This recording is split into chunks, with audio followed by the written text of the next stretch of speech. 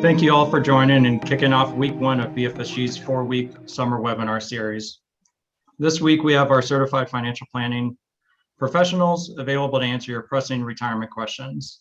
So I'm Mike Albee. I'm one of our CFP professionals. I'll be moderating the webinar today. Let me hand it off to Keith Johnson for a brief presentation before we kick off the Q&A with the larger group. Keith, Great. Go ahead. And before we get into the presentation, we're all curious. What does retirement look like for you? So to find out, I'm going to turn it right back over to Mike, and he's going to launch our first interactive poll. Mike? Okay. So retirement poll, the first one. What does retirement look like for you? It's a multiple choice. So answer 1, traveling the world. 2, more time with family and friends. 3, volunteer. 4, play golf every day. 5, binge on Netflix.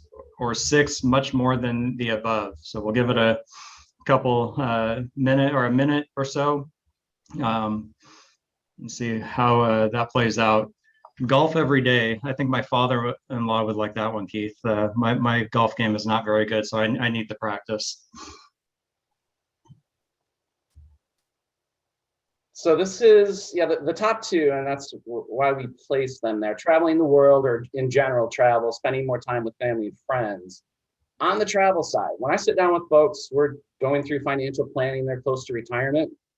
Travel's great. You need to have a purpose throughout retirement, but it's also important to put pen to paper. So how many trips do you envision taking? How much will each of these trips cost, and so on and so forth? That all plays into your retirement cash flow throughout retirement. So we want to make sure if it's a lot of travel, that it's not derailing your overall plan. But great results. Appreciate the poll, Mike. And I'm going to move on here to the topic at hand. So right now, it's estimated about 70% of the wealth in this country is controlled by the baby boomers. Their number one fear as they reach retirement age, running out of money. So what can we do as investors preparing for retirement to ensure ourselves we built that solid retirement foundation? Being a planner, I personally feel the answer lies in the financial planning process, specifically the 7 pillars of financial planning. And they are, we look at the screen here: retirement income needs, expense and debt management, tax planning, investment management, risk management. So how are you protecting what you've accumulated? Estate and legacy planning. Is your estate in order so the assets you leave go to the people you intended? And then lastly, if you've been a good saver, you have multiple accounts, distribution and income sources is also a really important pillar. With that being said, I will pause again here, turn it back over to Mike. I think we have another poll, right, Mike? That's correct, yeah. So I'm going to launch this next poll. So what are your biggest concerns about eventually retiring? And again, a lot of the ones that we hear often from clients are on this. So paying for healthcare, saving enough money, maintaining an income stream, having too much debt. I'm going to be bored. And so I've already seen everything on Netflix. My golf swing isn't good enough. I'm a billionaire and don't have concerns. We'll give that a little bit of time.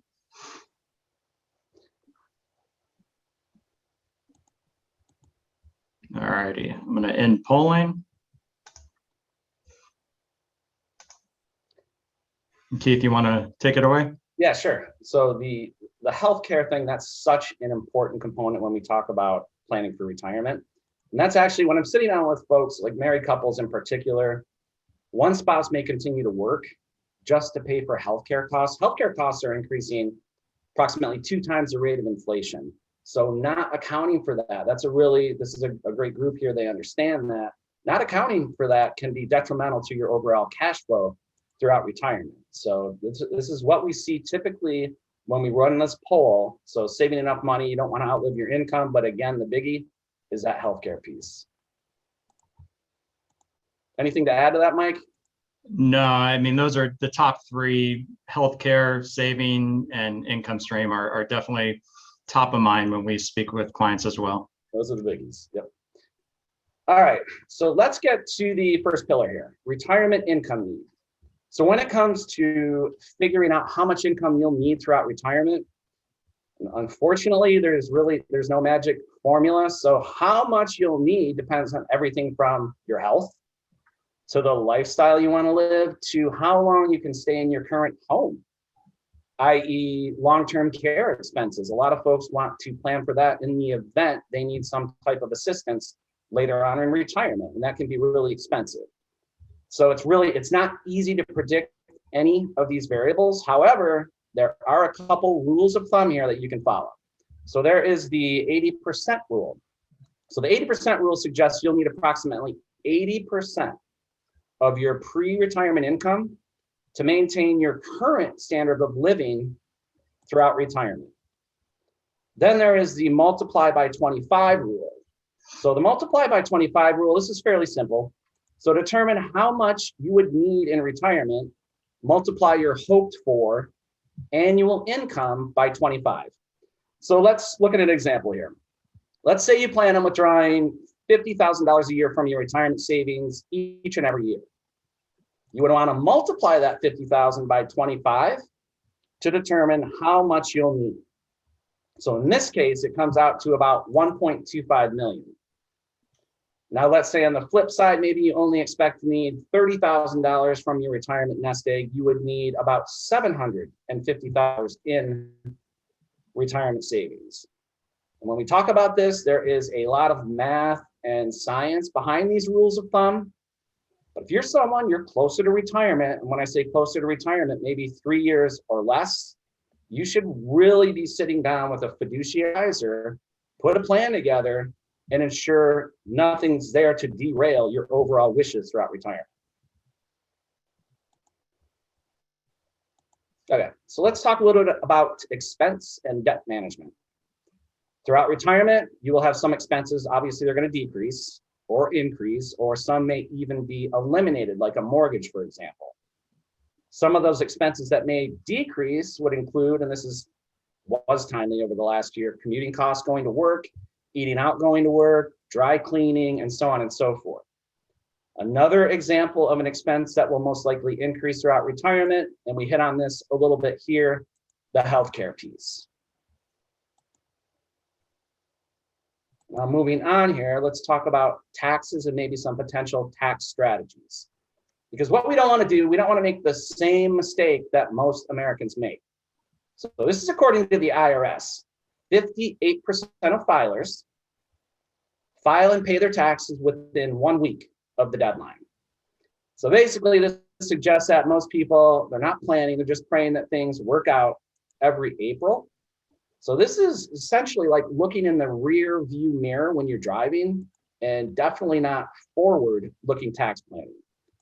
So you really should be talking with a CPA, an accountant, in October of the previous year to plan for next year's taxes. Especially right now, there's a lot of talk, the tax landscape, it just seems to be in constant flux right now. So working with a professional in this arena is imperative. So let's move on to investment management. Obviously, there's been a lot of volatility in the market, relatively speaking, and how your investments react to that volatility, that can have a significant impact on your overall retirement plan. So I think I could easily argue it's more important now than ever before to understand your personal risk tolerance for investing. So maybe a handful of questions to ask yourself. I mean, what do you do when the markets are going up or down? So for example, did you make any changes to your portfolio during the tech bubble? Maybe the financial crisis, or most recently, last year when COVID essentially wreaked havoc on domestic and international markets. What did you do then? Another question you might ask, is there a chance that your investment's actual return will be different than what you expected? So the ultimate goal when we talk about investment management is to build a diversified portfolio. And I'm sure a lot of folks on this call have heard that before, but it's important and we talk about it because you want to build that diversified portfolio and build a portfolio that is in line with your risk tolerance for investing, and then obviously stay the course. Not having a diversified portfolio can potentially have an adverse effect on your overall returns. So this, I know there's a ton going on this slide, but this is a chart stemming back to the year 2006 through 2020. So each one of these shades represent a given asset class or investment style. As you can see, they're ranked from top performer to worst performer year over year. So as you can see, as you look at this, there's frequent change in leadership among the various asset classes. So I think a good example of this is take a look at the year 2017. So in 2017, emerging markets happened to be the #1 performer over any other asset class. Then if we fast forward to the year 2018, what happens? Emerging markets go from first to worst. You can say which asset class will be the #1 performer year in and year out. So that's why it's so important to diversify that account across all asset classes, or essentially not putting all of your eggs in one basket. So more than 90% of your overall returns are derived from simply diversifying your portfolio. Anything there, Mike? No, I like to use the golf analogy again. I'm not trying to, I'm trying to keep it in the middle of the fairway, and that's what that asset allocation with that line going through it is a diversified portfolio is smoothing out the ups and downs, and or again, going back to the golf analogy, making sure I'm not slicing it or hooking it and staying in the middle of the fairway. Yep, that's a great analogy. Okay. So I mentioned this earlier during the opening. We're going to shift gears a little bit here and talk about protecting what you've accumulated.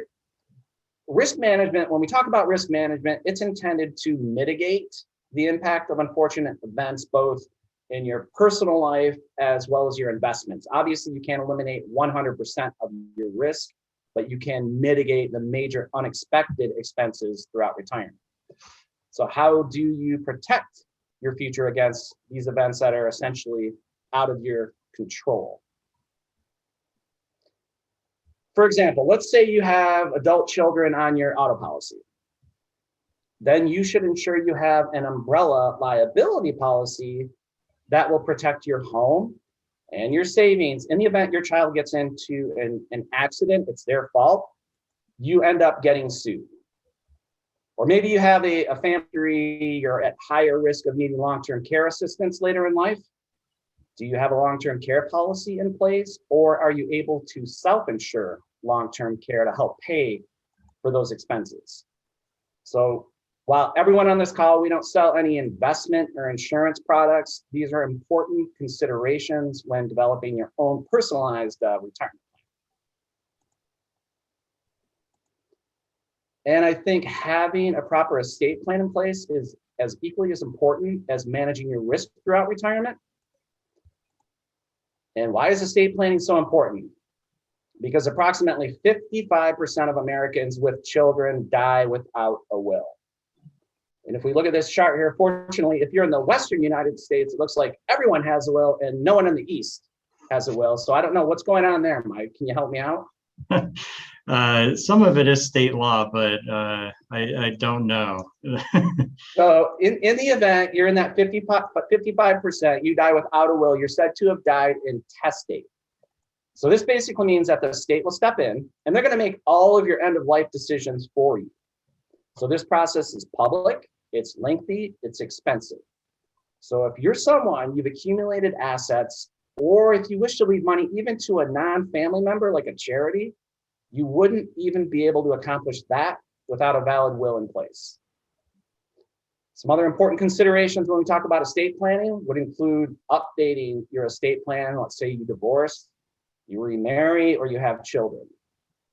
And then for some folks on this call, a revocable living trust might make sense, especially if you own out-of-state property. So if that out-of-state property is not in a trust, you could be subject to something called ancillary probate, which means if anything were to happen to you, not only would your estate be probated in your home or domicile state, but also in the state where the actual physical property is located. And again, like any other probate, expensive, it's inconvenient for your beneficiaries and heirs. and it's a public process. So now, before I pass it back over to Mike, I want to take a second to talk about distribution strategies throughout retirement. Specifically, which accounts should you be taking money out of and when? So again, if you've been a good saver, you've accumulated your IRAs, your 401s, maybe any other savings accounts, then this pillar, the distribution and income sources pillar, this is an important one for you. Reason is, we frequently get the question, what account should I take money out of first when I'm retired? And while everyone's situation is different here, that is an it depends answer. The general rule of thumb would be to begin taking distributions from your after-tax accounts, like your brokerage accounts, followed by 401ks, then IRAs. Any Roth assets you have, you may want to consider leaving those for last. So why would I say leave the Roth account for last? Because this Roth account, the Roth IRA, it's an account you never have to take money out of. Unlike your traditional IRAs and 401ks, if you don't take a required minimum distribution out of your traditional IRA or 401k beginning at age 72, you're going to be subject to a 50% IRS penalty. With that Roth IRA, there are no required minimum distributions. So essentially, that money continues to grow and everything comes out tax-free, both contributions and earnings, once you've had the account open for 5 years and age 59 and a half. And if you're in a fortunate situation, you're never going to need that money. It's a complete tax-free benefit to your beneficiaries and heirs. So there's a lot of versatility when we talk about the Roth IRA. So at this point, I will pass this back over to Mike, and he will talk a little bit about who we have on the call here and do some introductions. Great. Thanks, Keith. That was a great presentation, and it's so good to go through those 7 pillars.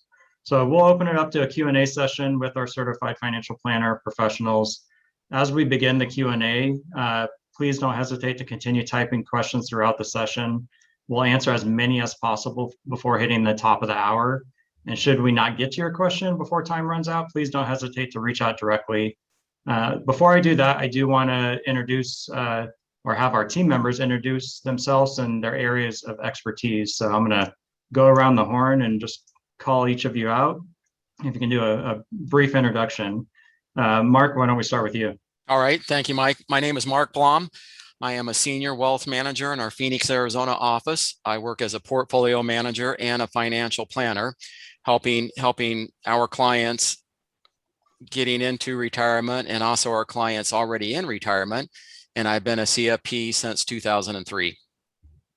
Right. Thanks, Mark. Paul, how about you next?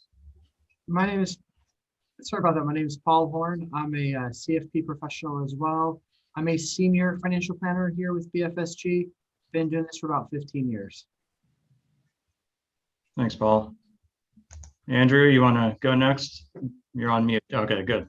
Yeah, thank you, Mike. My name is Andrew Donahue. I'm a CFP professional, like the rest of the team. I've been doing this for about 10 years. And before that, I was a congressional aide on Capitol Hill and a hospital administrator. All right. Andrew's our in-house political expert.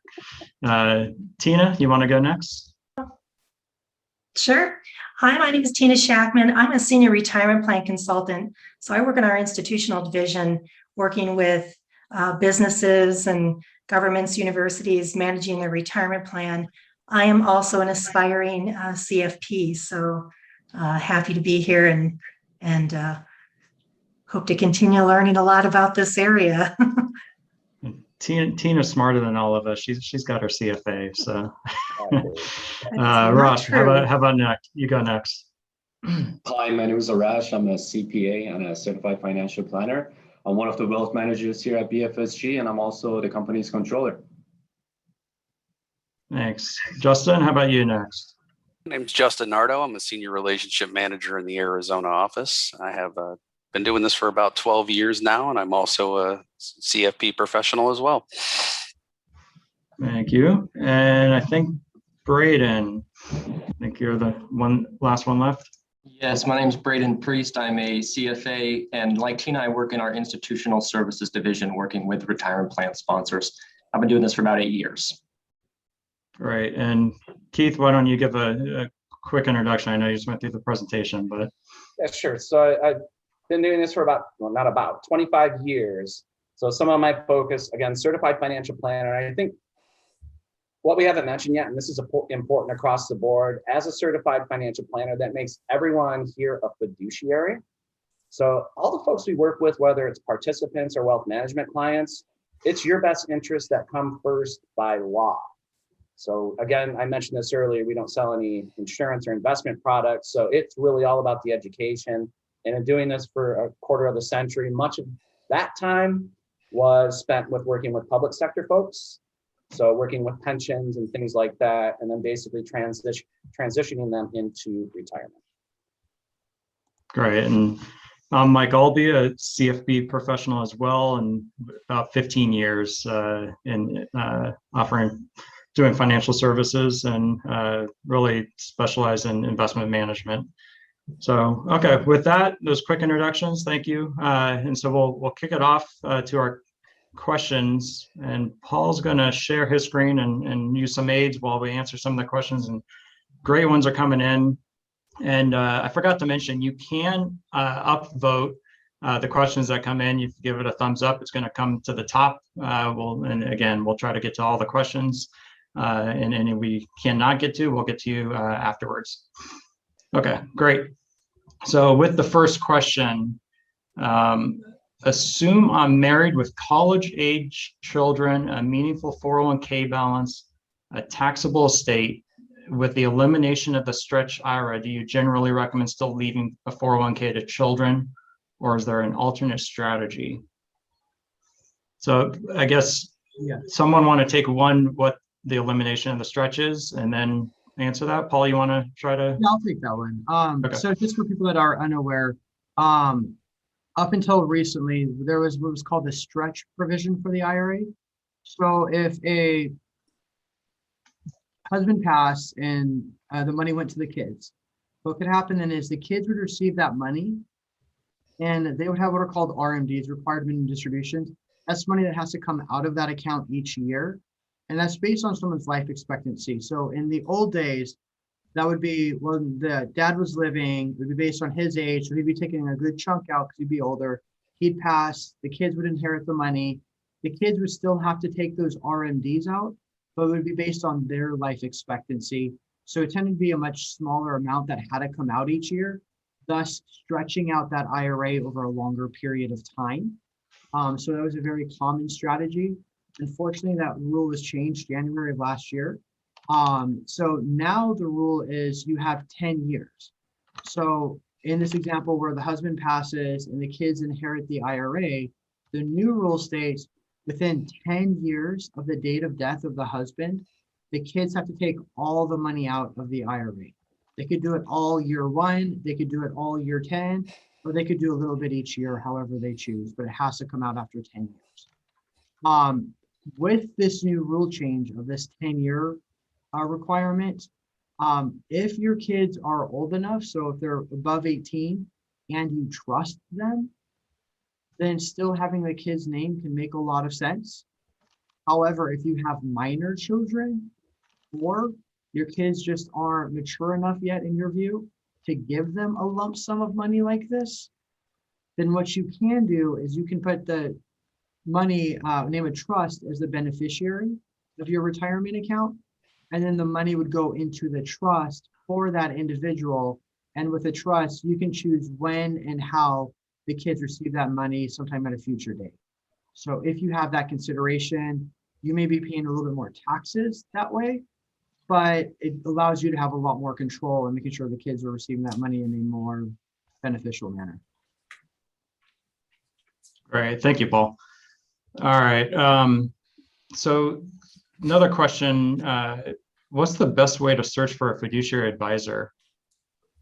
Keith, you want to take that one? Yeah, sure. So that's an excellent question, actually, because there could be considered to be some conflict in this industry. I think that the best place to start is letsmakeaplan.org. And you can go to that website. There is a list of certified financial planners in your area. And again, because by default, as a certified financial planner, all of them will be fiduciaries and again, work in the best interests for you by law, without exception. Because in some of these situations, there are what are considered part-time fiduciaries. So maybe in one instance they are, one instance they're not. As a CFP, we're always a fiduciary 100% of the time. Keith, I'd like to add to that too. You also have the Security and Exchange Commission's website that you can go to search for everybody that, if you do have somebody in mind, to see if they have any type of infractions or anything against them. So you have the ability to do that as well, just in case you want to do your due diligence once you found somebody that you may want to work with. That's an excellent point, Justin, because I've saved a lot of folks, their interviewing advisors, a lot of folks trips going into the office by going to that site.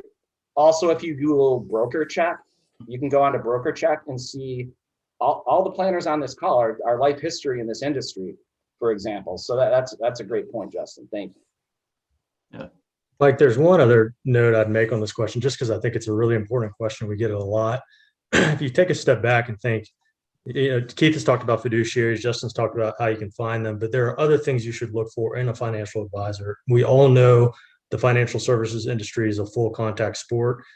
We know we can get taken advantage of. Our firm takes a lot of pride in being transparent. So in addition to a fiduciary, think about finding someone who's fee only. That's no product sales, no commissions, no referral fees. You hear a lot of acronyms. A CFP specializes in planning, a CPA specializes in taxes, a CFA in investments. You'll want your assets to be in a third-party custodian.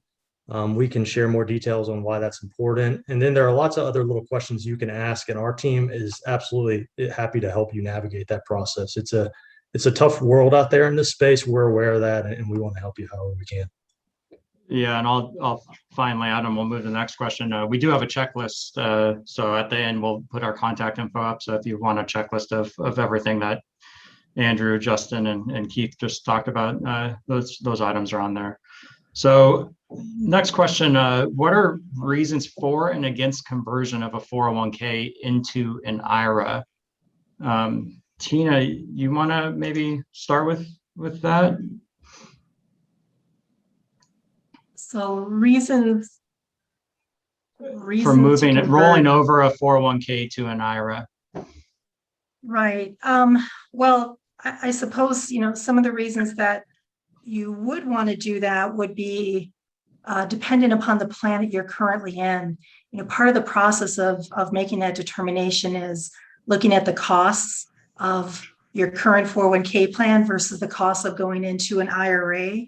So, that's certainly a factor that would weigh on that decision.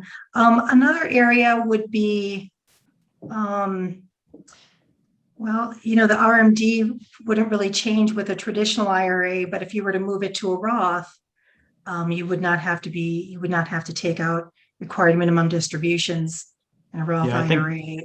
I think that's a good point, because a Roth a Roth in a retirement plan requires you to take a required minimum distribution.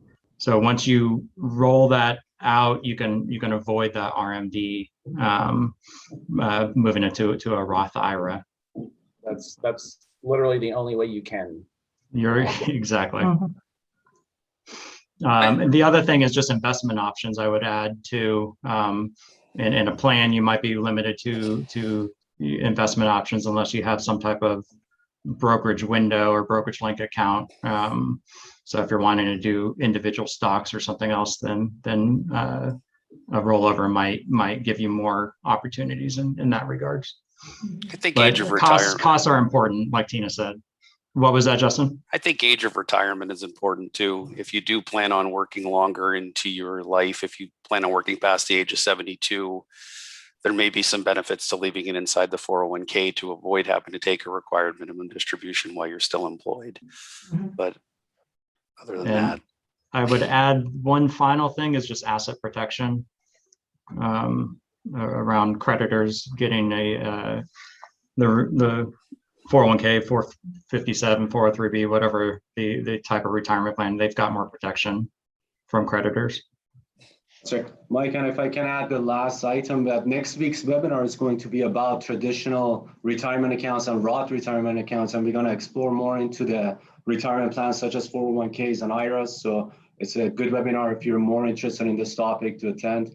We will discuss more topics in regards to this. I love the shameless plug. All right, so explain more about required distribution amounts. Mark, you want to take that and talk about when those are required? Yeah, Paul, do you want to put up our slide on that? I'm trying to find it. So basically, there's been some changes around this topic too. And right now it has been pushed back on individual retirement accounts. You are forced to begin taking a required minimum distribution at age 72. And the government calculates that by looking at your uniform life expectancy table divided by the fair market value of the account and updating that figure on an annual basis. And starting off, that first year required minimum distribution is around 4%. And if you're someone that doesn't need to take the money out and you're in that fortunate situation and you're charitably inclined, there are ways to reduce your tax liability through something called a QCD right here. And maybe Paul, you can lean into this a little bit if you want to. Sure. So those RMDs start at age 72. You can actually start making these qualified charitable distributions, or QCDs for short, at the age of 70 and a half. What the IRS allows you to do is take the money that out of the IRA up to $100,000 per year, and the money can go from the IRA to the charity of your choice. And by doing so, that distribution is made tax-free to the charity. So if you have let's say your RMD when you turn 72 is 50 grand, maybe you want to give 25,000 to a local shelter or some charity that you're involved with. Well, what would happen then is 25,000 of your RMD would go directly to that charity. You wouldn't have to pay any taxes on that contribution that was made. And then you would just pay taxes on the remaining 25,000 that you took out to satisfy your RMD for age 72. Yep.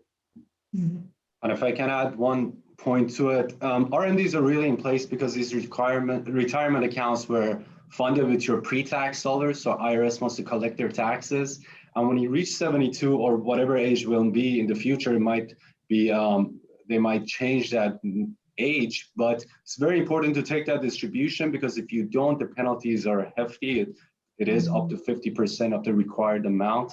So make sure that when you're approaching that age to talk to your financial advisor or your CPA, so you take that distribution on time. Yeah, and it really gets more complex if you still have 401ks versus IRAs out there. So you definitely want to talk to someone, actually. Perfect. And Keith and Arash, speaking of complexity, everyone on the call, keep this in mind. These rules change regularly. It was 70 and a half for RMDs not too long ago. It was changed to 72 very recently with the CARES Act. RMDs were suspended for a year. And right now on Capitol Hill, they're talking about extending it potentially to 75. So part of our team's charge in working with you is staying on top of all of this. And anytime you come to us, we'll be able to help you know what's up. Only two certain things in life are death and taxes. All right.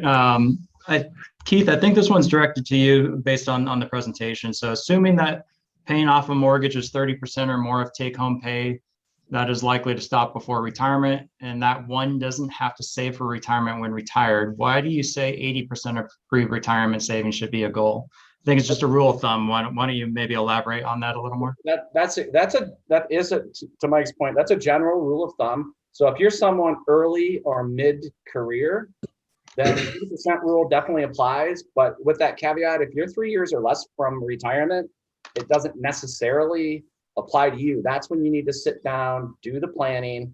Yes, the mortgage may be gone, but we also talked about what's that variable out there. healthcare expenses.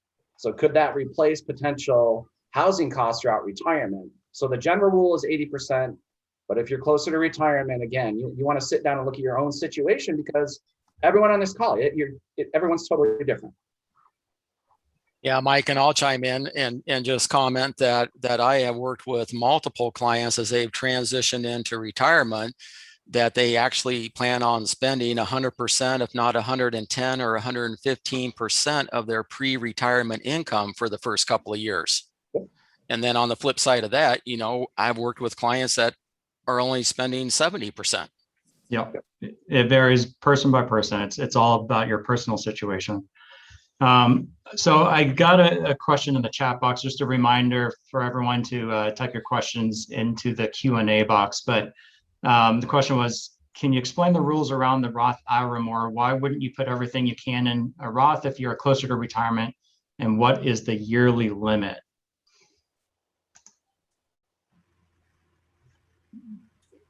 Justin, you want to take that one? Absolutely. So when it comes to Roth, or it comes to pre-tax contributions, you hear a lot of debate around it. So I'll take this in a couple parts. The first, what is the limit to the IRA, to a Roth IRA? It's $6,000. If you're over the age of 50, you're allowed to contribute an additional $1,000, making it $7,000. I would say putting something into a Roth IRA when you're closer to retirement, if you're going to contribute to a Roth, the longer you contribute to the Roth, the better, because you have more chance of it growing, and your growth is tax-free when you withdraw it. Some other pieces there, a lot of the money that is put in Roth, at least when it comes to planning purposes, for most parts, it's money that is going to go to beneficiaries a lot of times, and it's not going to actually be used. So there's a lot of different pieces around that. The longer that you have your money in the Roth, though, the better it is for you, because it has that growth potential. Reason being, you do have to pay taxes on the money that you put into a Roth. So you automatically you've already taken a deduction by paying the taxes. So you want to make sure that you have the ability to see as much growth as possible with that money. It acts as a hedge against the uncertainty in taxes and everything else going on. Yeah, having tax diversification, having some in pre-tax and some in after-tax definitely helps in retirement. You have different levers to pull. And again, we'll be at next week's webinar diving into more detail on that. So let's get to, we've got a bunch of questions on Roth. I'll come back to that. We'll change it up a little bit, but how about the order for distribution strategy and the reason? Keith, you want to take that on again, just so it was in the slide deck on the 7 pillars? Sure. So the rationale behind that, and again, with that caveat, everyone's different here. It depends on the year and what your tax situation looks like. But generally speaking, if you look at your after-tax or your brokerage accounts, you paid taxes on that. There could be dividend paying stocks in there, and you have a liability each and every year. But with all those investments, there's a cost basis. So you may be paying capital gains versus ordinary income if you were to take money out of an IRA. So the traditional order from a tax perspective, having that cost basis in the after-tax accounts, then going to the IRAs and the 401ks, 403bs, 457s, and leaving that Roth money for last generally works out for a lot of folks. But again, if you have specific questions around that, that's why we're here. Mike's going to give you some resources, but the general rule of thumb is what we're looking at right here.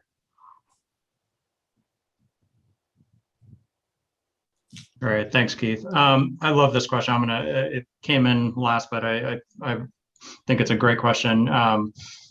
Will public employee defined benefit pensions still be around in 15 years? We obviously have 2 of the major pensions here in California, CalSTRS and CalPERS. And there's push by lawmakers to cut benefits. Can they actually cut benefits if I already have 10 plus years of service? Andrew, you want to maybe touch on just pensions and the status of them and maybe try to answer that question? Yeah, I can't at a high level. I know we have some experts here as well that could maybe do more detailed. But what this question gets at is kind of the traditional three-legged stool in America of retirement, where you have Social Security, you have your pension, and you have your retirement savings.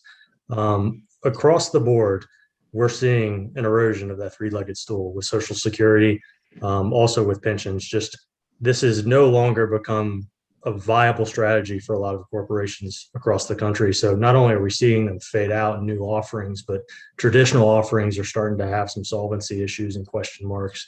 That varies by state. It can vary by corporation, and I'm just not as much of a detailed expert on that. But it underscores the importance of balancing that three-legged stool and orienting yourself more towards retirement and savings. That's become a lot of the onus is shifting back to the individual now. The corporation's not covering the individual as much, and the government's just not as able to. We're going to talk about this in more detail on July 29th at our webinar on the future of retirement in America. But for now, let me leave it there. And if anyone on our team has more detailed guidance, please jump in. Yeah, I would just add what we've seen on pensions that have gotten in trouble, like in Chicago and a couple other cities, is they oftentimes protect the pensioners ahead of everyone else, usually. So there is protection there. As Andrew mentioned, it's going to be very specific on the company or city or state that you're working for, and you can reach out to us and we can do a little more digging. But yeah, it's a good question. All right, so let me jump back. My current portfolio is heavily in stocks. As I approach retirement, I'm looking to reduce my risk a bit. Traditional wisdom would include a shift to bonds. However, that does not seem to make much sense with current interest rates and bond market conditions. Where do you advise clients in a similar situation to shift a percentage of money to? Mark, you want to try to take a stab at that one? Yeah, no, thank you. I will.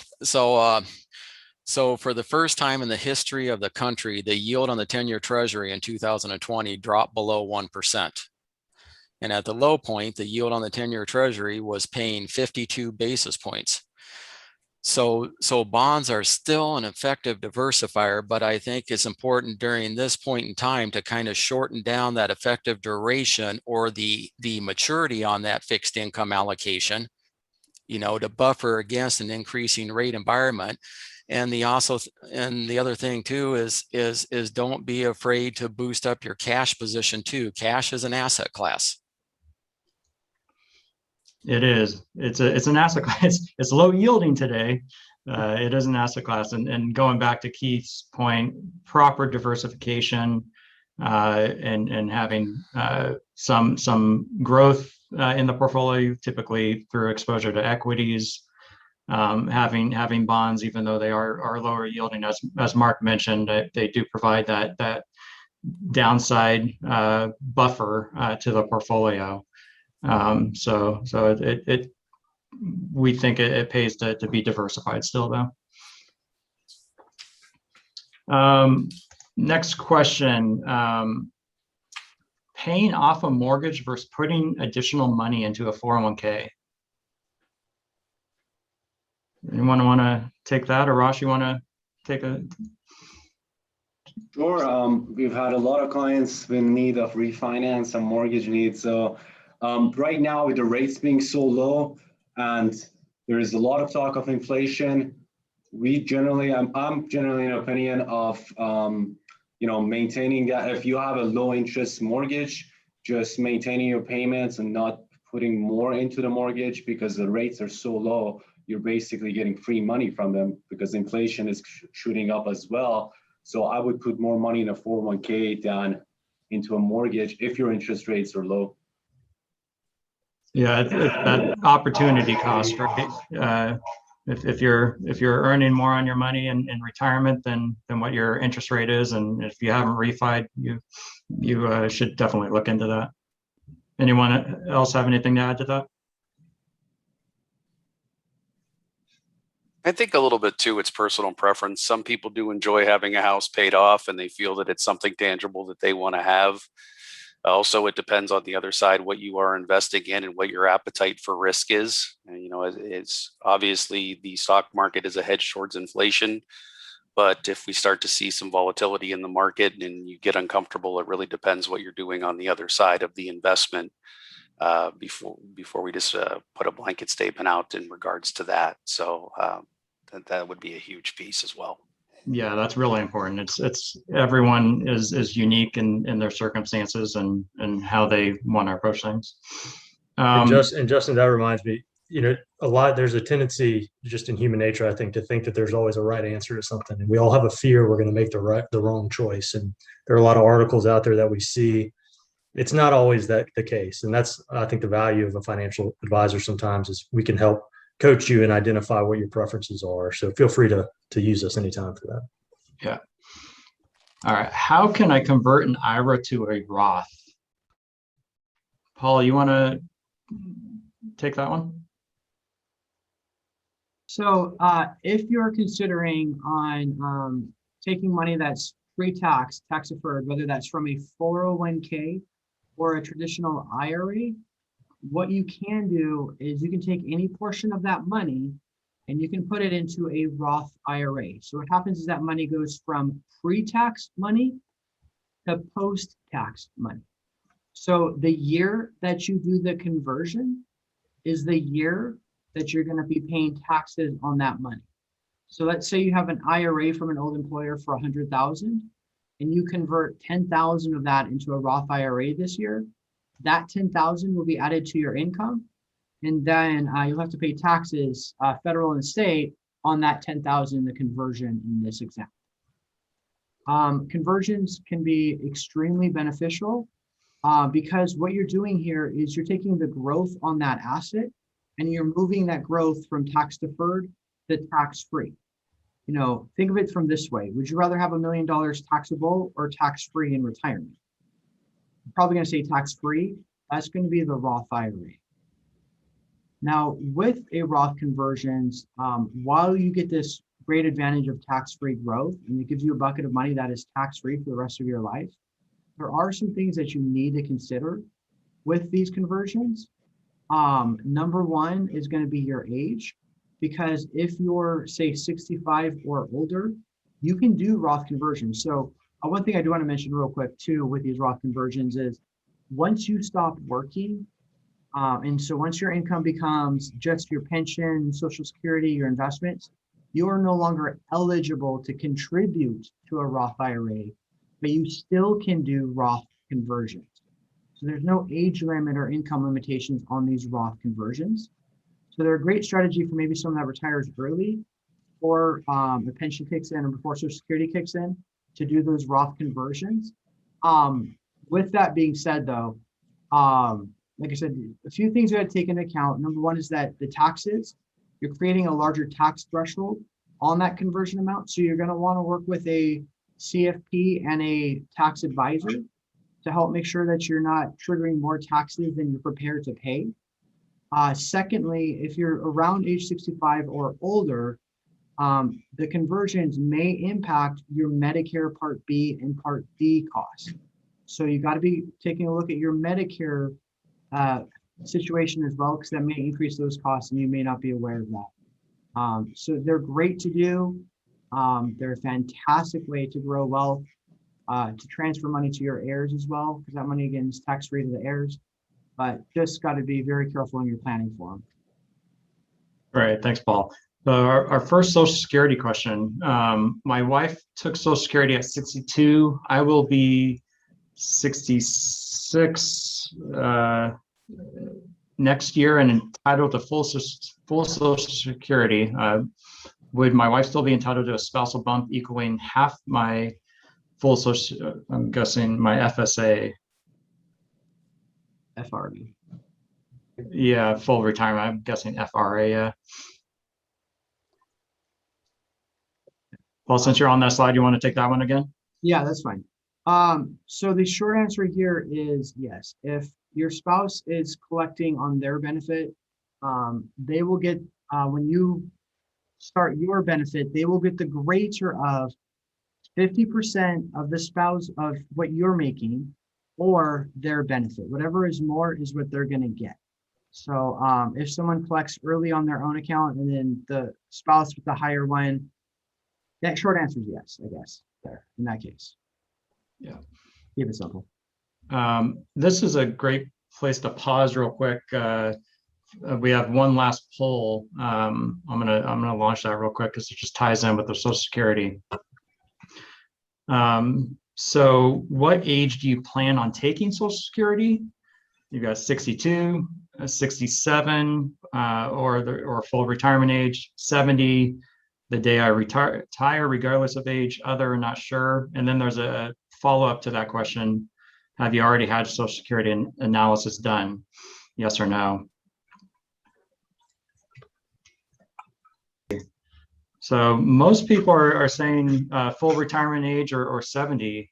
We've got a smart group here because I think I just saw a study the other day that the average age most people start taking Social Security is 65 or younger.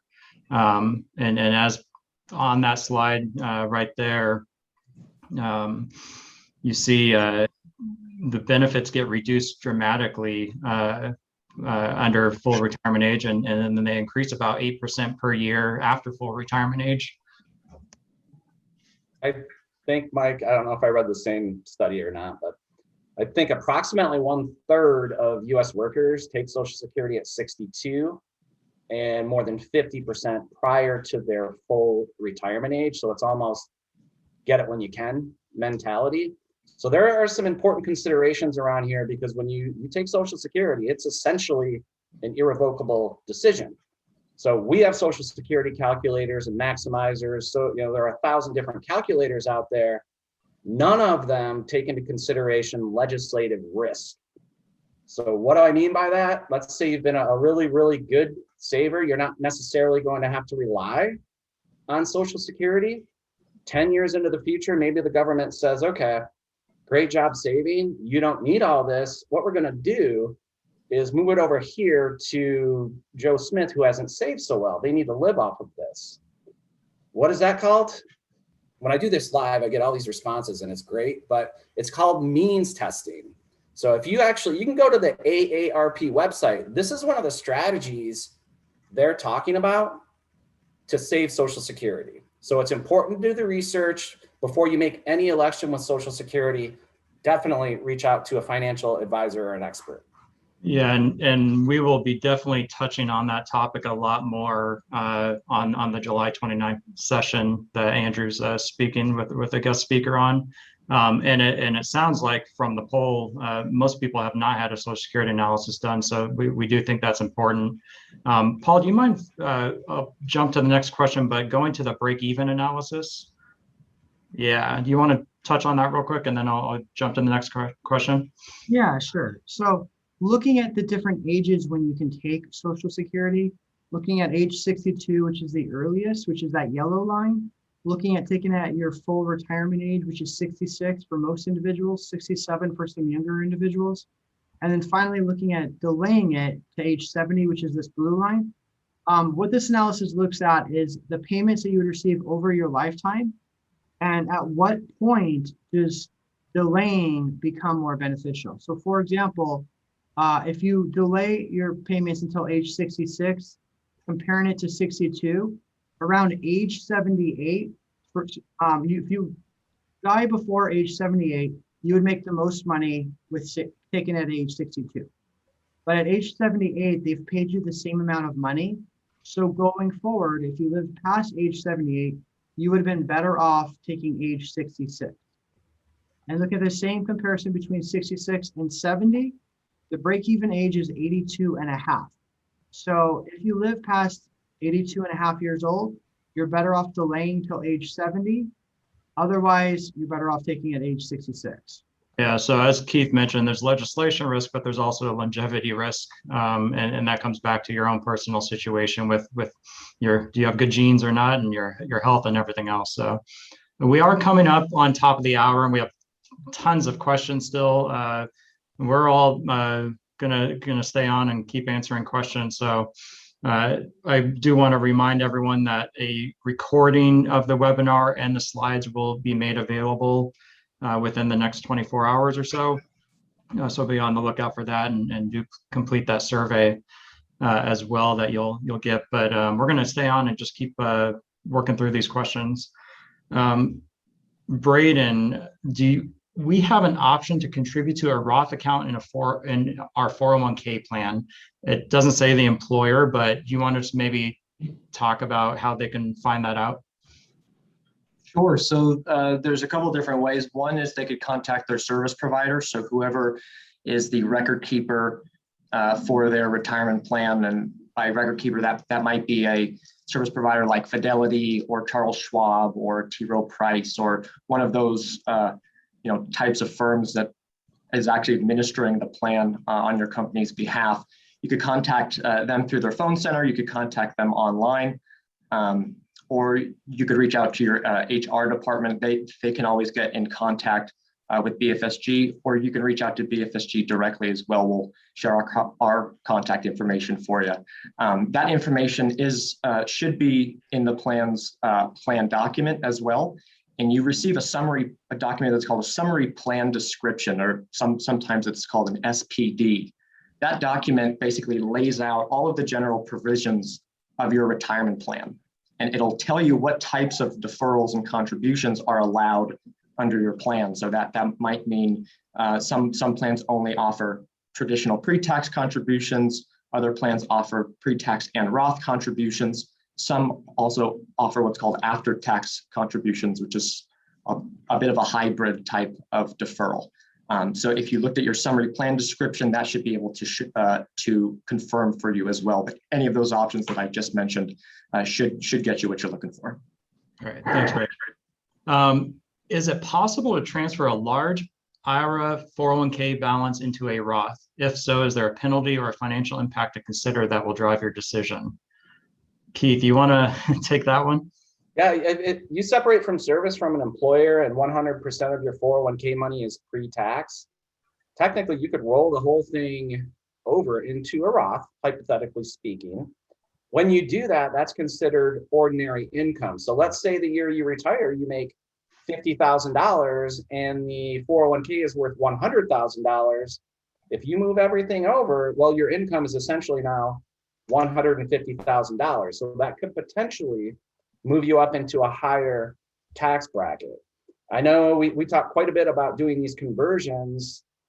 To do it in one lump sum, I don't know if that's necessarily advisable. It's more of a multi-year strategy where we're essentially filling the tax bracket. So seeing how much you could have earned in a certain bracket, well, maybe we have a conversation about moving over that much. So let's say you could have earned another $25,000 and remained in the 24% bracket.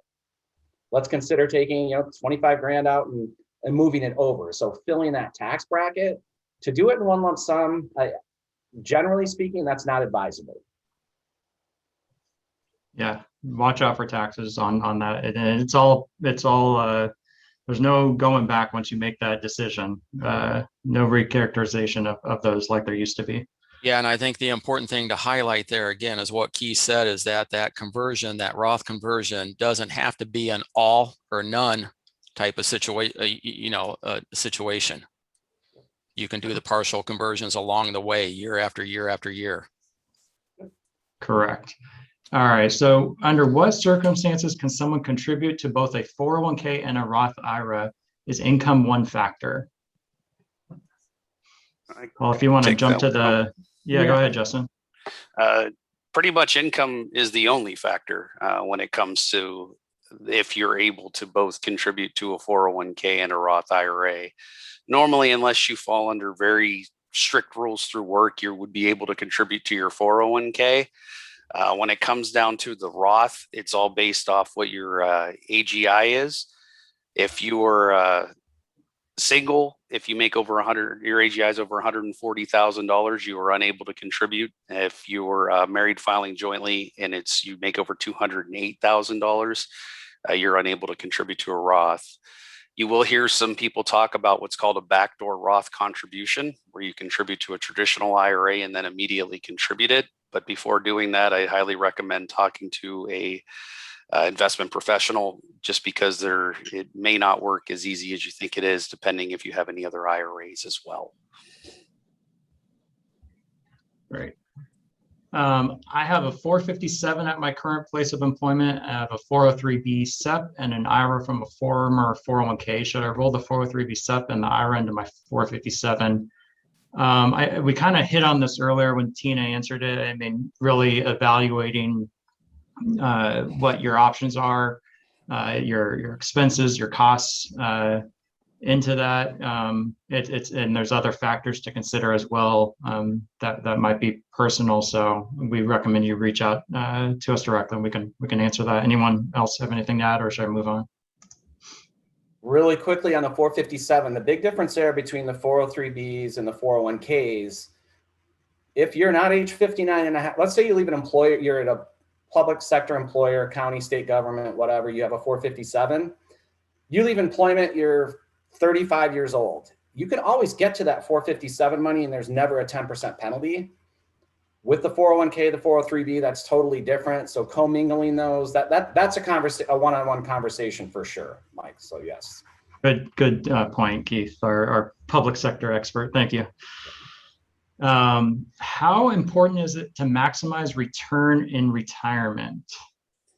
Rosh, you want to take that one? Sure. Having maximum return is also, of course, important, but as Keith and Mike mentioned, being diversified and not taking additional risk in retirement is very important as well. You don't want to, in a toppy market like we have right now, you don't want to take too much risk as you're approaching retirement because you have less time to recover from it. But generally, you want to have a diversified portfolio and have a good return for your retirement, so have sufficient income. Yeah, I think what Paul just put up on the screen here is in retirement, focus on what you can control, saving and spending, investment allocation and behavior. Try to, in some control, you have longevity, stay healthy, eat right, employment, keep up on your skills, but what's out of your control is market returns and what's happening in Washington. And unfortunately, most people focus on those two things. So maximizing returns, I mean, it's partly out of our control. It's what the market's giving. I mean, asset allocation drives the bulk of returns, as Keith mentioned, greater than 90%. So again, focus on what you can control. And Mike, a quick preview on just the July 29th webinar on the things that are out of your control. Just keep this in mind at a high level. What we're seeing in America right now is the baby boomer population washing through the American system. It's the largest and wealthiest, most productive workforce is coming through the American economic system. So think about Social Security. Your benefits that you're expecting are going to be impacted, possibly negatively. Medicare benefits, the same thing. Your saving assumptions are going to be confronted by new economic realities. We have new debt and deficit issues that we've never encountered. This long-term care needs, longevity is pressuring our budgets in ways it never has before. It's not to say that the sky is falling, but there is an imperative for planning now for all Americans that I would argue has never been there before in the past. That's what we're going to explore on the 29th. And I think it's really important, and it gets to this question. Investment returns aren't everything. You don't need to stare at the stock market every day. We'll do that for you, but it is absolutely important to consider. For sure. You can't sit in cash, unfortunately, today, unless you've been a really good saver. And but your real returns after inflation will be eaten away. So what are tax efficient options to diversify out of equity investments with significant long-term capital gains? Paul, you want to take that one? Sure.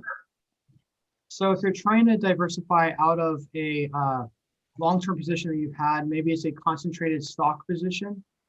The best way to do that is going to be gifting the stock. So if you have, let's say you have children or grandchildren that you want to give some money to, instead of gifting them money, what you can do is gift them that highly appreciated stock. And what they will inherit, they will get that money, and then when they sell it, they will pay taxes at their tax rates. So especially if you have like minors or something like that, that's a great way to get them some money and have them pay little to no taxes. on a portion of that money. Otherwise, if you're trying to diversify out, if you have a concentrated position, which would most likely occur from maybe having stock options with your employer where you have several $100,000, there are some more advanced ways of doing that. Give us a call and we can talk to you one-off on those sort of situations. If you have like 500,000 or more in a highly appreciated stock and you want to get rid of that position, we can talk through some more technical and ways of doing that. And I would just add on the charity side, I mean, you can do a donor advised fund. You can gift stock to a charity, get those capital gains out. And then tax loss harvesting as well. If you sell the position and realize that gain, do you have a position that you could sell for a loss to offset that gain? So there's multiple strategies. While we're on the topic of charity, besides giving to charity for RMDs, so the qualified charitable distributions, can you start to give tax-free gifts once you are over 59 and a half? Rosh, you want to take that one on ways to do charitable gifting? You could give gifts to up to 15,000 per individual. So if you're a married couple, you both can give $30,000 to a child or a grandchild. So this is a great slide to show that. So the annual gift exclusion is 15,000 per year per donor. So that is one way. Can't think of any other options if you guys know of. I would just add there's no age limit to do this. I mean, you don't have to be 59 and a half or older. You for the qualified charitable distributions from a retirement account, you can do those once you start. What's the age? What was that, Paul? It's for the QTDs, the qualified charitable deductions, at 70 and a half. Thank you. Other than that, Mike's correct. There's no age limitations on the gifting. It's more just a dollar amount. And keep in mind, if you gift directly to a school, so if you pay tuition for maybe a grandchild, or if you pay medical bills, so you pay the bill directly to the hospital, there is no limitation on those gifts. Yeah, it's a great way to help your kids or your grandkids out, doing those direct payments and doing 529s and so on. So next question, is there a general rule of thumb where based on marginal income tax rates, a person should contribute to a non-Roth versus Roth IRA? For example, if my marginal federal, state, and local tax rate is 55%, am I better off contributing to pre-tax as future rates may be lower? I'd be happy to take that one. This is there's more information would be needed to truly answer this for each individual person. Just to give you some examples, if you're a public sector employee and or a private sector, maybe you have a great pension. So maybe the pension is going to pay almost what your normal salary is. So your income isn't going to change that much throughout retirement. So you're probably going to be in the same tax bracket. In a situation like that, doing the Roth actually would make the most sense. Even if you're in the highest tax brackets, if you're going to still be in the highest tax brackets throughout retirement, you might as well take advantage of that tax-free growth. If you are in the situation where you don't have a pension, you're a high wage earner, and then when you retire, your only income sources are going to be Social Security and your investments, then that would tend to lend to maybe using the tax deferred account if you're pretty close to that retirement age then. Great, thanks, Paul. Is there any way to continue contributing to a Roth after retirement if my income will only come from pension, Social Security, and interest savings accounts? So in regards to that, you would have to have earned income to contribute to a individual retirement account, such as a Roth account or traditional IRA account. So as long as you have earned income, you're able to contribute up to the limits, which is $6,000, and also if you're over 50, $7,000. And Arash, earned income, pension, Social Security, interest from my bank account or investment account, not considered earned income, right? I don't believe they're considered earned income. You will have to work to make earned income. Darn it, I can't retire. Keep All in right. mind- Oops. Keep in mind, you may not be eligible for contributions into a Roth account, but you're still eligible for Roth conversions. So taking money out of a 401k or IRA that's tax deferred and moving into Roth is still a valid strategy. All That's a right. good point. What other options would you recommend putting cash into besides a 401k, assuming you're maxing out your annual limits if you don't pay down a mortgage? So just other savings options if you're maxing out your 401k. I can would, take, go go ahead. ahead, Paul. I could take that one. So if you do have the ability to contribute to a IRA or a Roth, depending on how much money you make, would be another option. From that point, if you always have the opportunity to invest in an after-tax account, just your traditional brokerage account, you can contribute as much as you want to it. There's no contribution limits, and it gives you nice diversification in retirement with your income. You also have the ability to invest, depending on what you want to do, real estate, taxable bonds, stocks. So you have the world of the investment options in the after-tax arena versus being limited to what is available through your employer-sponsored plan or what you have in your IRA. And I would just add on the IRA, while there's income limits on the deductibility of that contribution, you can still make an IRA contribution. It just might not be, it would be a non-deductible IRA contribution. And then, as I think someone mentioned before, you can then do a conversion into a Roth later on as well. So you still get that tax deferred growth over time. Can a divorced person who is married for 13 years claim Social Security benefits on their ex-spouse, parentheses 50%, if the person is planning on working to age 70? What are the financial ramifications? Good question.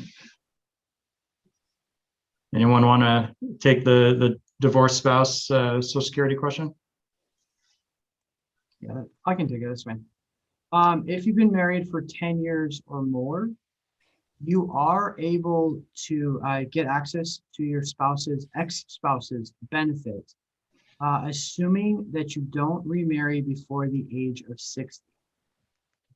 If you remarry, if you are past the age of 60, then that qualifier no longer applies. And if you do get remarried, you would actually be able to get the greater benefit of either your current spouse or your former spouse. As far as if the former spouse is still working, if that was what the question was entailing, it does not matter. They will still calculate it. The former spouse doesn't have to retire and start drawing Social Security in order for you to do that as well. Great. Justin, while you answered that one, why don't you stick with this one too? What's the best way to withdraw from an annuity? So realistically speaking, there's two types of annuities when it comes to, is it qualified or non-qualified? Realistically, if it's, let's assume it's a non-qualified annuity, meaning you paid taxes on the money that you put in. There's really no best way to withdraw from it because they are taxed as any money that you put or that you've earned comes out first. So you're going to pay taxes 100% on that money until you get back into your original contribution amount that you made. You also have the ability to potentially annuitize it, which you want to definitely take a look at that and make sure that that's something that's going to work into your overall plan. You would still have to pay taxes on some of the money that you get paid monthly or however you decide to set up your payments. But when it comes to annuities, it's definitely something you want to have a professional look at before you make any decisions because they are normally lifetime decisions. And we don't want you to put yourself in a situation where it's just not as beneficial for you as in that term. But if it is an IRA and it's an annuity, it's just taxed like any other IRA distribution. So it's not as difficult as if it's a non-qualified annuity. And I'll just add a non-qualified, everything's ordinary income on an annuity, right? Justin? That is correct. With an annuity too, got to be careful if there's a living benefit rider on the annuity, because that could impact too how you want to take that money out. Great point. Thanks, Paul. If my spouse has been a homemaker and her Social Security benefit will be based on my wages, will her benefit increase if we wait until 70 to begin drawing benefits, or is it capped somehow? I can take that. So it is capped. It is capped based on your full retirement age. You do not get the spouse does not get any benefit by you waiting to 70. They will only take half of what your amount was at your full retirement age. Yeah, I think that's a huge factor in deciding when to take Social Security is if your spouse is relying on your benefit, and depending on life expectancies, that might be a big factor to consider. So what are the limitations, requirements on one's ability to open a Roth IRA?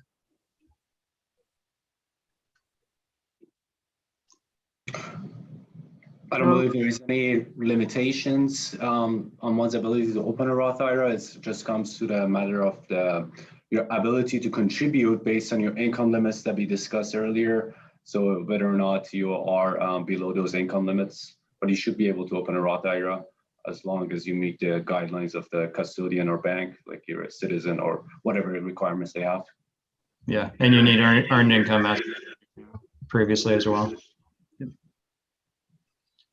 Okay, happy with performance on my 401k. That's good.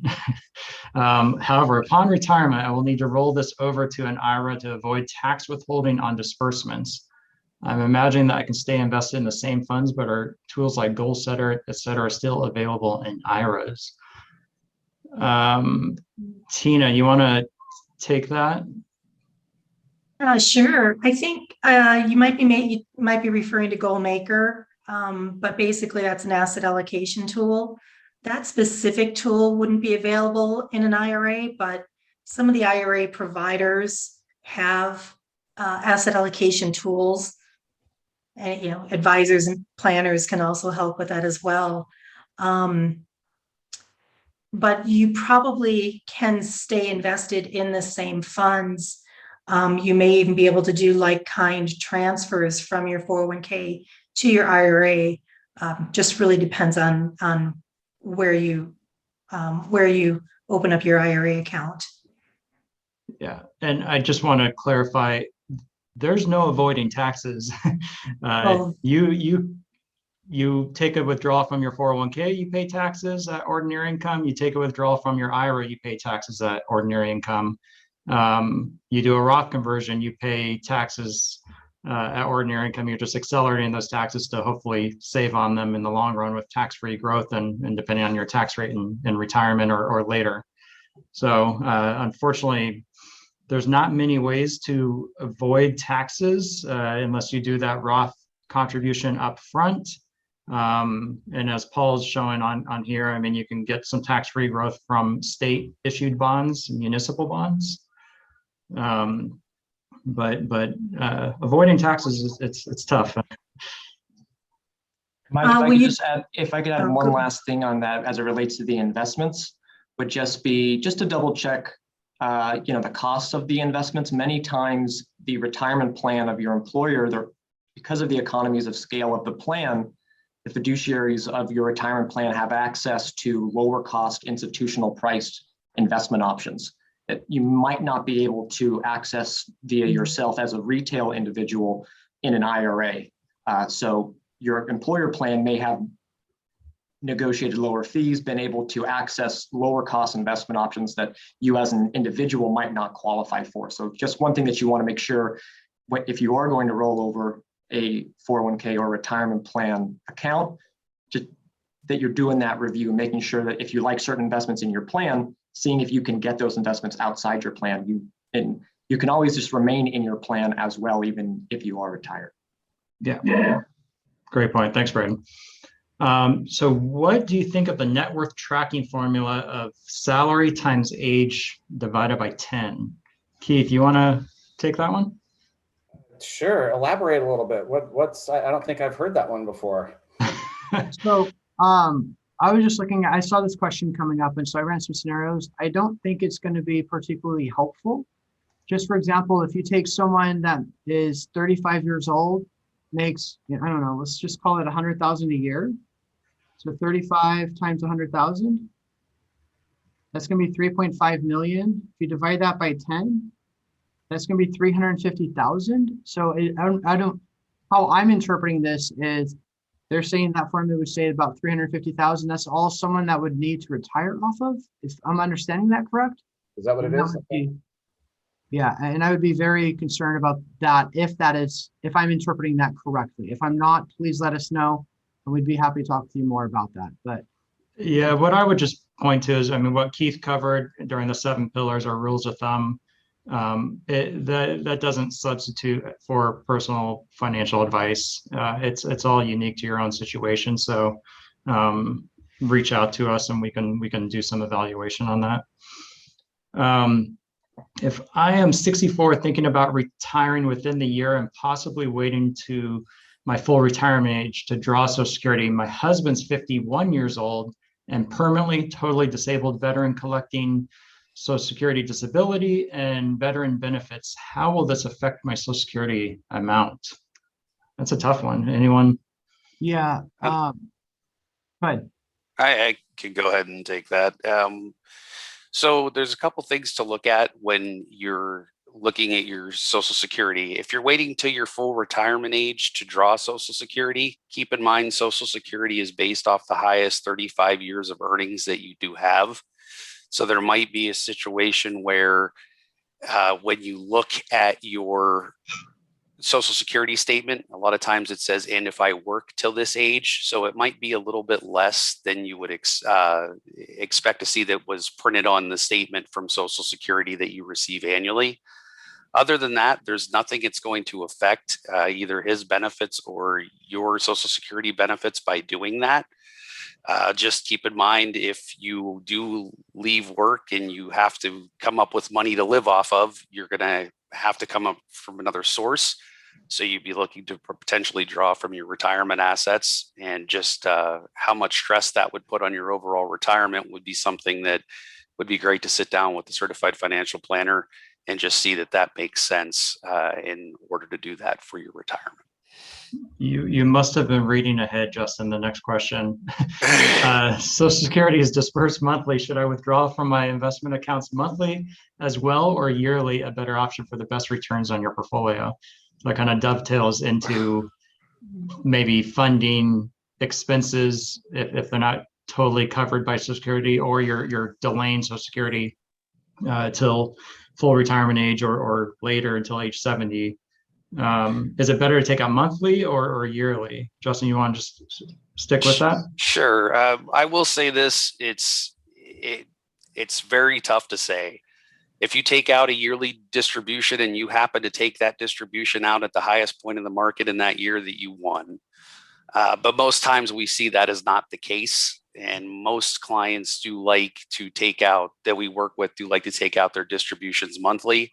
Helps them a little bit better with budgeting, and you can take out at different points of the market, and you have the ability to budget a little bit better. But we also have the ability to take from different asset classes when generating your income as well. So working with somebody that has the ability to look at those things and pick where the best place for the income to come from is also a good thing as well. Yeah. Again, that diversification and being able to pull those different levers from pulling from bonds if stocks are down, or from stocks if they're up, and so on. And if I can add one last item to that, it's important to have emergency funds in your bank accounts outside of your investment accounts. Just a couple of months if you're well aware of your monthly expenses, so that way you're not having to pull money out of your investment account at the wrong time in the market. So you have a little bit of flexibility. So having a little bit of extra cash is good, but taking a whole year's worth is probably not the best option. Thanks, Roth. Diversification and index funds and ETFs tied to indices like the S&P 500 are relatively stable and safe. What are your thoughts? When I hear advisors talk about diversification, some of the suggested investments, case/bonds perform poorly. So someone want to take just, passive versus active and talk about thoughts on that and just the relative stability and safety of equity versus fixed income? Yeah, Mike, I'll take a stab at that. And again, I kind of pride myself on being a student of the history of the markets. And I think it's important just to kind of look at some brief history here. So coming out of the financial crisis up until February of 2020, the markets experienced the longest bull market run in the history of the entire markets. And then the COVID-19 pandemic hit, the markets were down 34% in about a 30-day and about a 1-month period, and then rebounded back to new all-time highs in about 6 months.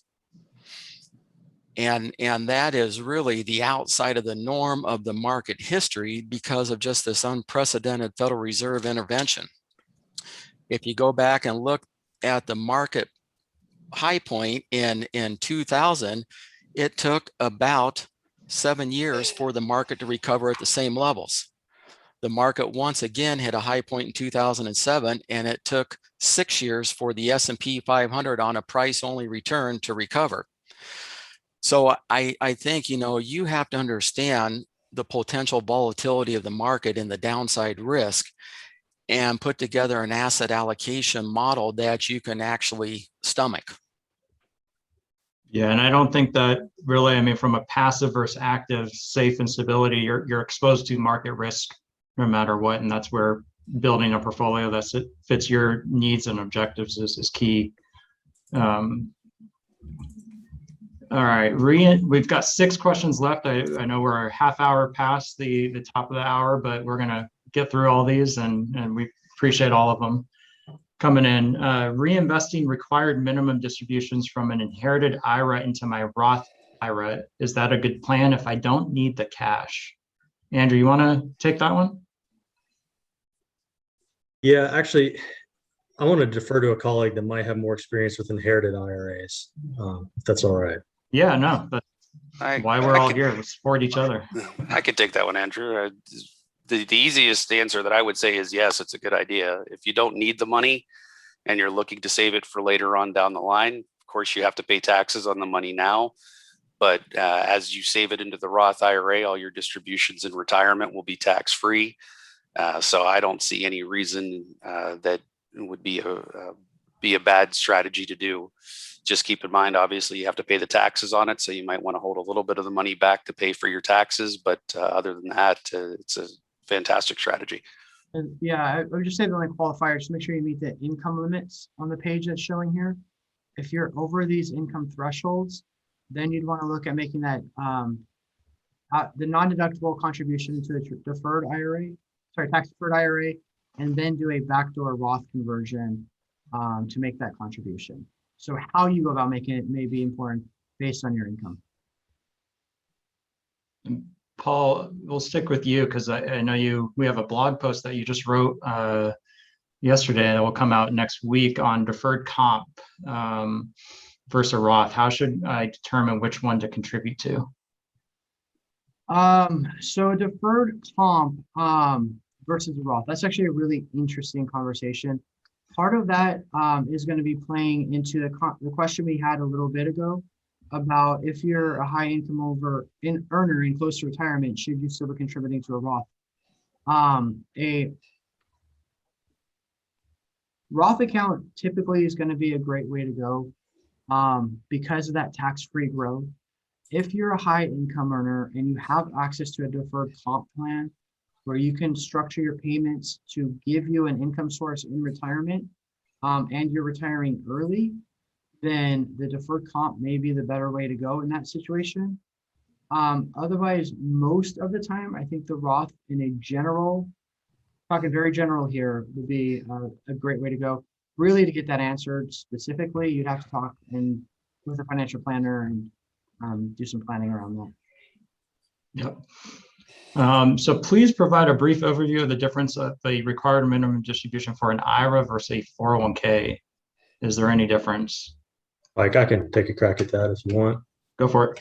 So, at a high level, they function very in similar ways. The RMDs, you have an age requirement and you'll have to kind of honor that. But how and when you take that money does vary a little different. I do want to say this is going to be very specific to an individual case. So you'd want to talk to an advisor about this. But to the question, the way that RMD is calculated is different. For our IRAs, you're going to potentially be able to do that calculation and then extract the RMD from the account of your choice.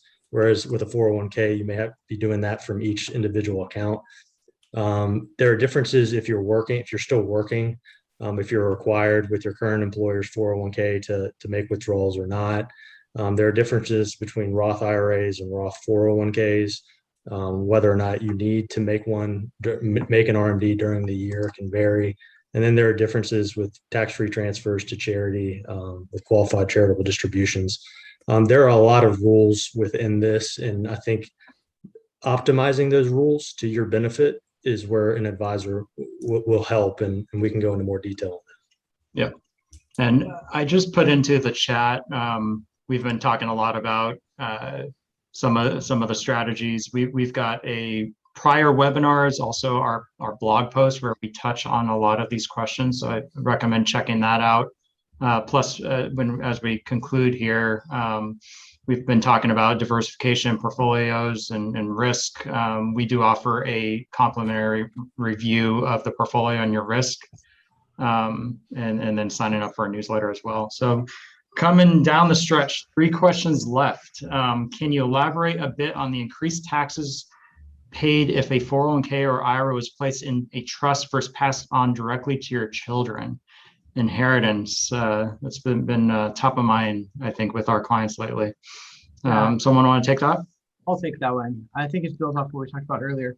Mhm. So when we had that stretch provision that we talked about earlier, back then we had what were called see-through trust rules, where if the trust was set up a certain way, you were able to take advantage of that stretch provision.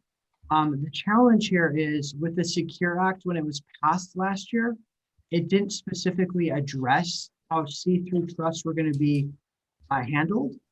So as a result, if the trust is a conduit versus what's called an accumulation trust, depending on how your trust is set up, it's going to be one of those two, either conduit or accumulation.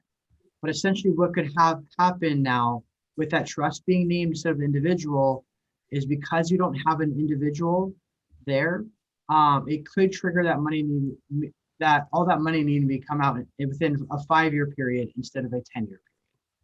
So it gets pretty complex here. You'd really need to talk with your estate planner to understand your trust and how it's going to impact you specifically. But just know if you name the trust instead of an individual, you may be triggering that money having a 5-year period over a 10-year period. Or all that money potentially coming out in year 10, or all the money coming out in year 1, depending on the wording in the trust. Yeah, it's key to have a team together of your estate planning attorney, your financial advisor, and your CPA and others. So Keith, I got a good question for you. I have a pension from a previous employer that I could start taking now. Each year I don't take it, the monthly payment increases. My feeling is that if I start taking it now, a lot of it would go towards taxes, and that if I wait, the payments will be higher and the taxes lower. Is that a good strategy, or am I leaving money on the table? That is definitely an it depends answer. Is this person currently employed? Did they mention that?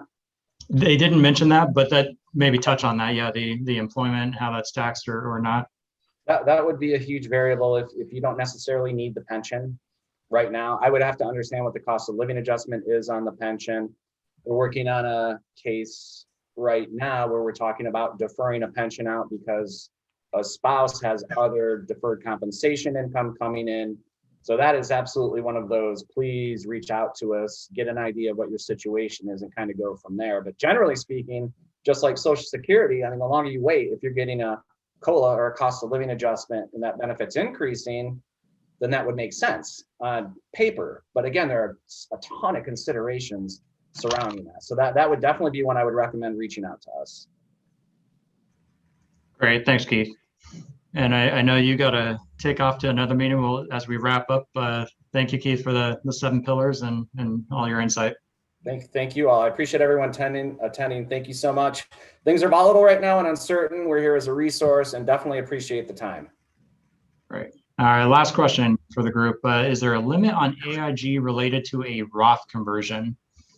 I think we've touched on this, but if we want to just wrap that up and conclude, and then I'll post some other stuff. I assume that for AGI, you mean adjusted gross income there? No, there's not. Roth conversions, there's no income limitations that you need to be aware of or worried about. Great. All right, so we had some great questions. Wanted to put up on the screen here of how to contact us and reach out to us at financialplanning@bfsg.com or give us a call. You can follow us, as I previously mentioned. We've got a blog. We post on social media.